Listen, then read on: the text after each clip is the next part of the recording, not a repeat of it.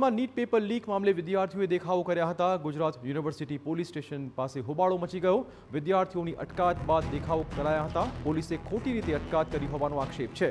Jantar મંતરમાં paper leak મુદ્દે ચાલતા આંદોલનના સમર્થનમાં ગુજરાત યુનિવર્સિટી આસપાસના વિસ્તારમાં વિવિધ વિદ્યાર્થી સંગઠનો સહિત યુવક યુવતીઓ વિરોધ માટે ભેગા થયા હતા। ત્યારે પોલીસે અટકાયત કરી હતી, જે બાદ વિદ્યાર્થીઓએ યુનિવર્સિટી પોલીસ સ્ટેશનમાં હોબાળો મચાવ્યો હતો।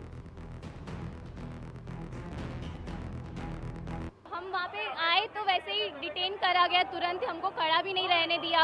हम लोग विक्रम साराभाई जो इंस्टीट्यूट है वहाँ पे एग्जैक्टली खड़े थे। हम लोग वहाँ पे खड़े थे ना रोड पे, तो भी हमको बोला कि नहीं तुम लोग चले जाओ यहाँ से, that is a public property, पहले हमको वहाँ पे खड़ा रहने का अधिकार है।